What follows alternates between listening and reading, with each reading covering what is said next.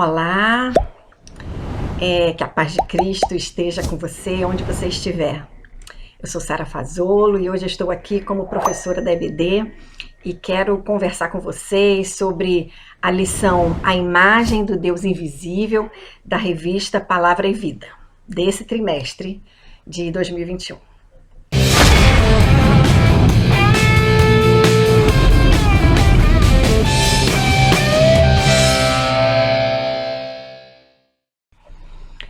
A imagem do Deus invisível.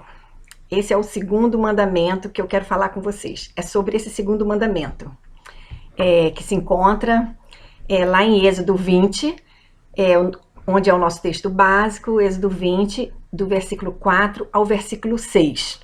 Especificamente, eu vou falar sobre o versículo 4, que é: não farás para ti imagem de escultura, tá?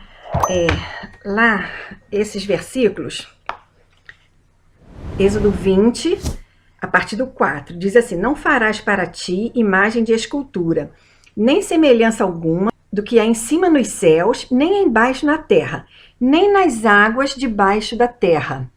Não as adorarás, nem lhes darás culto, porque eu sou o Senhor teu Deus, Deus zeloso, que visita a iniquidade dos pais nos filhos, até a terceira e quarta geração daqueles que me aborrecem. E faço misericórdia até 1000 gerações daqueles que me amam e guardam os meus mandamentos. E é baseado nessa palavra que eu quero falar para vocês. Esse versículo 4, não farás para ti imagem de escultura. Aí eu quero perguntar a você: quem é o seu Deus? Qual é a imagem que você faz dele? O que você pensa quando você pensa no seu Deus? O que é para você esse Deus? Que tamanho ele tem? Aí eu quero mostrar para vocês uma coisa. Essa aqui é uma torre. Tem um nome, Torre Eiffel, né? Muito bonita, por sinal, a original que está lá em Paris, toda iluminada à noite, linda, imensa, enorme. Mas eu tenho aqui uma réplicazinha dela, pequenininha, né? Aí eu quero dizer para vocês, esse pedacinho aqui de baixo, esses pilares, né? Aqui parece tão minúsculo, mas vocês sabem que uma pessoa em pé aqui não chega nem a metade dela, desse pedacinho aqui de baixo, não chega a metade. Tão grande ela é quando você se depara com ela assim, ao vivo, quando você está próxima a ela. Ela é imensa, você olha, ela é imensa, assim, grandiosa. Quando você tem essa torre pequenininha com você não consegue entrar nela, né? Mas lá naquela grande que está lá em Paris, não cabe só você, cabe um monte de gente lá dentro, um monte. Então, quando você quer falar com o seu Deus, já perguntei o tamanho do seu Deus, não é? Qual é a dimensão dessa grandeza que você chega à conclusão? Eu chego à conclusão que essa torre pequenininha, que eu mostro aqui para vocês, é muito pequena. Mas quando eu lembro daquela grande lá em Paris, eu me lembro assim, como é grande. A dimensão da grandeza dela é assim, uma coisa linda, maravilhosa. E quando eu penso no meu Deus, quando eu quero pensar no meu Deus, eu tenho alguma coisa pequena para pegar, algo palpável para pegar? Eu não posso ter. É isso que esse segundo mandamento fala. Esse segundo mandamento fala que não farás para ti imagem de escultura. Então, se eu pensar nesse tamanho pequeno, se eu preciso de uma coisa pequena para intermediar Deus, eu e Deus, não dá. Como que eu vou me chegar a Deus através de uma coisa pequena? Como eu vou chegar lá em Paris por essa daqui? Tá vendo que eu não vou chegar, né? Eu vou achar que estou aqui em Paris, porque eu estou aqui pertinho da Torre Eiffel, mas eu não estou em Paris.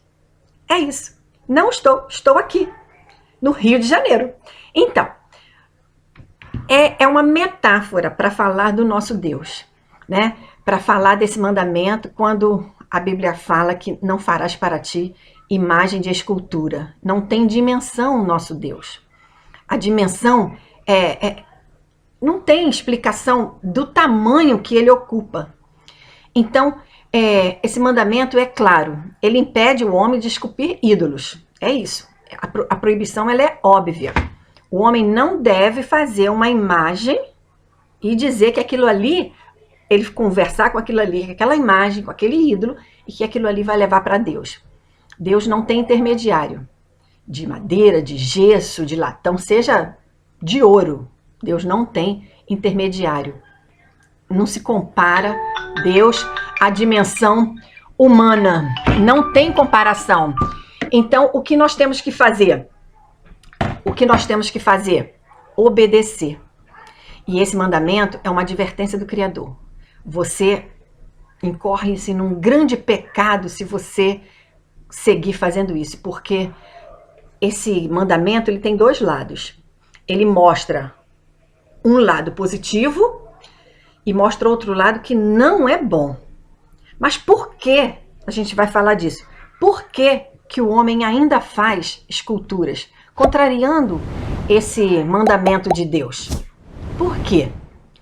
Lá, a adoração à imagem, isso é muito antiga. Vem antes da adoração ao nosso Deus, ao próprio Deus. Lá em Romanos, Paulo já adverte, quando os homens trocavam a glória de Deus, que é um Deus imortal, por imagens que a gente chama de imagens mortas, né?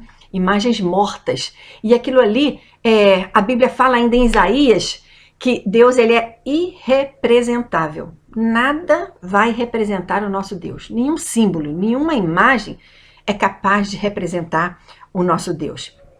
Por quê? Deus quer um relacionamento direto conosco, profundo, profundo. Lembram de Israel? Que Israel fez um bezerro de ouro?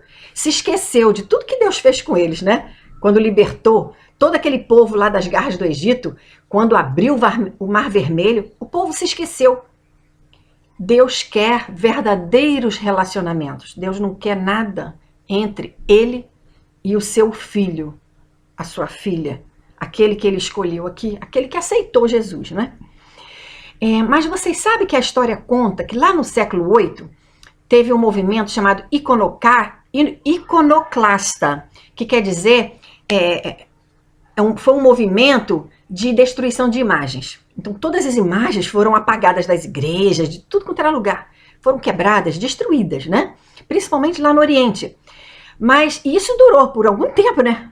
Bastante tempo isso foi acontecendo, mas houve um concílio lá na época dos anos 787, depois de Cristo, que um dos concílios lá, né, falou-se que legitimou essa veneração às imagens de santos católicos romanos. E aí, claro, declarou-se heresia a quem quebrasse, danificasse qualquer imagem, né? E a partir de então começou o quê? Essa veneração, essa idolatria que a gente vê até os dias de hoje, né? Cresceu essa veneração. Muitas pessoas acham que através de uma imagem vai fazer os seus pedidos. A imagem vai levar para Deus. Mas a gente sabe que Deus, para tudo Deus tem um propósito. Veio a Reforma Protestante, a história conta, né? Foi em 1517. A gente fez agora os 500 anos da Reforma, né? Muitos eventos, inclusive, né? E ali, um dos propósitos da Reforma foi cumprir esse segundo mandamento, né? Cumprir. E claro, a gente sabe que Deus está presente. Não precisa de nada entre quem está adorando e o que é adorado, que é o Senhor. Tudo que passa disso é vaidade humana. É vaidade. Sabemos que a fé cristã tem vários símbolos, né? Mas os símbolos de fé cristã, como cruz, Bíblia, até mesmo os elementos da ceia, o batismo, né? Mas nenhum desses conferem graça. Exatamente graça. A graça do nosso Deus eterno. Não conferem graça. É uma lembrança, é algo que desperta. É algo que desperta a fé. E a gente sabe, né, que o homem, durante muitos séculos, eles acreditavam nisso, né? Que aquelas imagens, através das imagens, eles iam ter acesso ao nosso Deus. E hoje a gente sabe, ou desde sempre, né? Sempre se soube que Deus, ele tem uma ligação direta com os seus filhos aqui. Não existe imagem entre nós e Deus. Para validar qualquer mediação, qualquer intercessão, só existe um mediador. E a gente vai lá em Colossenses 1,15 e fala que o próprio Cristo é a imagem do Deus vivo. Então vamos ver agora os dois lados desse versículo. Fala de consequências e fala também de algo bom. Quais são as consequências de desobedecer ao Senhor? De não cumprir esse mandamento? Qual é a consequência? Lá em Êxodo 20, já é o versículo 5. Deixa eu ler aqui para resgatar o versículo 5. Não as adorarás, nem lhes darás culto, porque eu sou o Senhor teu Deus, Deus zeloso. Fala que ele é Deus zeloso, que visito a iniquidade dos pais nos filhos e até a terceira e quarta gerações. É uma consequência. Se você adora, tem seus ídolos de adoração, tem uma consequência. Deus visita até a terceira e a quarta geração daquele pecador. Mas Deus é um Deus zeloso. Você pode até estar pensando, poxa, Deus é um Deus vingativo? Não, Deus não é vingativo. Ele tem as suas ordenanças e nós, como filhos e filhos obedientes, precisamos cumprir, não é? E de um modo mais profundo sobre essa questão, a gente vai ver que a adoração às imagens, ela vai promover um canal que vai fazer com que a sociedade viva situações como a gente vê hoje. Uma iniquidade de um modo geral. Quando passa pelo pecado, o pecado da desobediência ao Senhor, nós vamos ver que essa geração, até a terceira ou a quarta geração, misericórdia, eu penso assim, a sociedade que nós estamos vivendo, violência, desigualdade, malícia, avareza, maldade, inveja, todas essas situações horríveis que estamos vivendo hoje, é resultado de gerações passadas. E isso pode crescer mais ainda se continuarmos cometendo os mesmos erros. A sociedade vive um lamaçal de iniquidade, não é? E hoje a gente pensa assim, poxa, quero melhorar o mundo, quero um mundo melhor para os meus filhos. E se a gente fizesse o contrário? Que filhos eu estou deixando para este mundo? Se fizermos como Josué, Josué advertiu seu povo, fez valer esse segundo mandamento, ele mandou cancelar qualquer e toda adoração àqueles ídolos. E no final, ele falou da geração dele. O que ele falou da geração dele? Olha aqui, o que eu tenho. Eu e minha casa serviremos ao Senhor. Glória a Deus por isso. E você pode fazer o mesmo. Dizer que você e sua casa servem a esse Deus maravilhoso.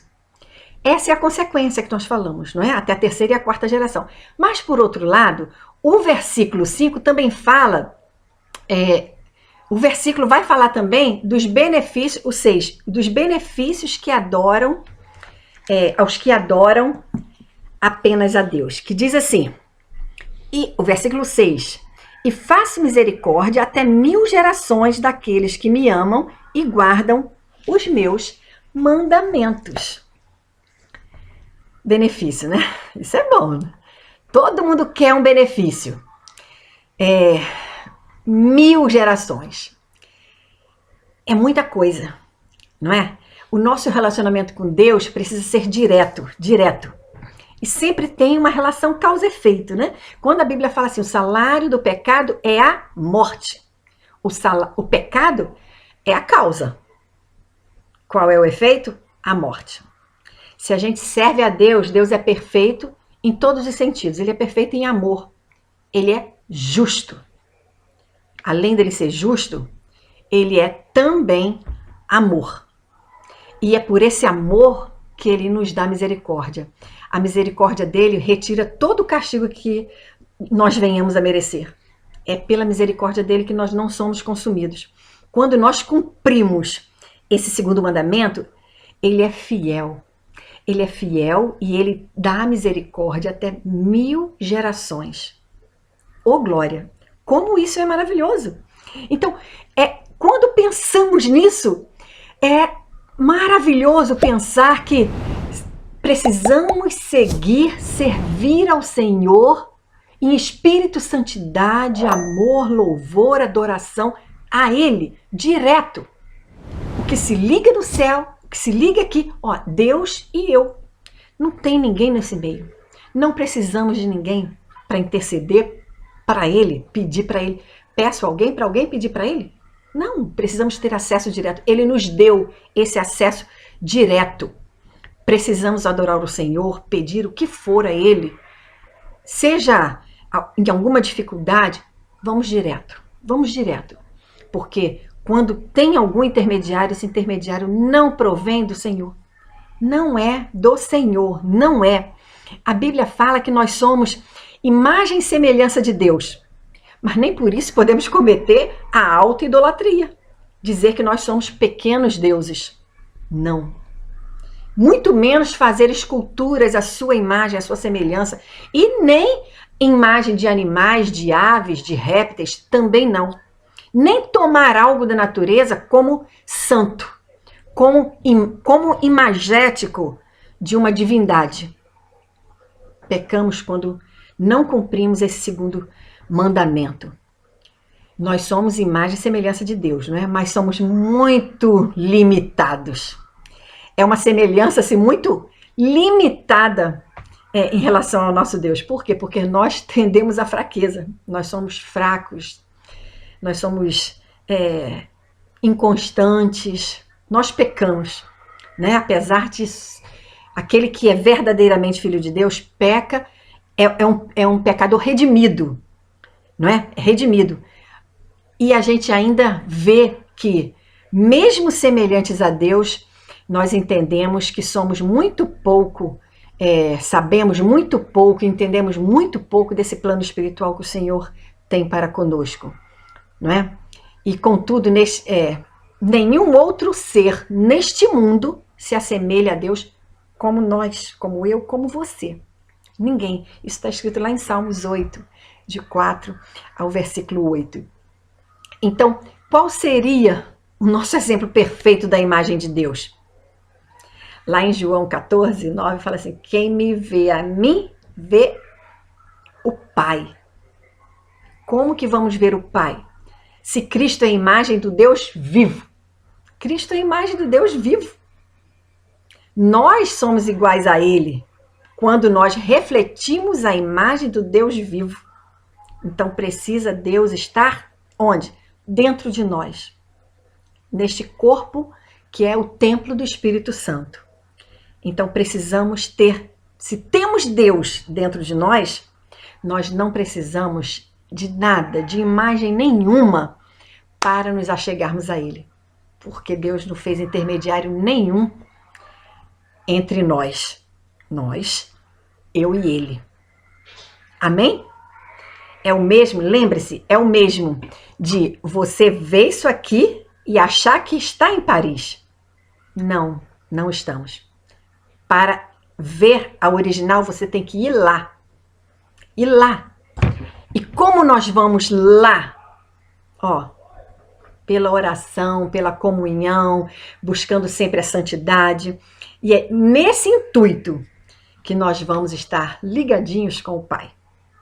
Então, eu quero sempre estar ligadinha com Ele. Quero nada entre nós dois. E você? Você precisa pensar nisso. Que Deus te abençoe. Eu oro a Deus, eu louvo a Deus pela sua vida e peço a Deus que você não tenha nenhum intermediário entre você e Deus. Amém? Fiquem com Deus e Deus abençoe cada um de vocês. Amém.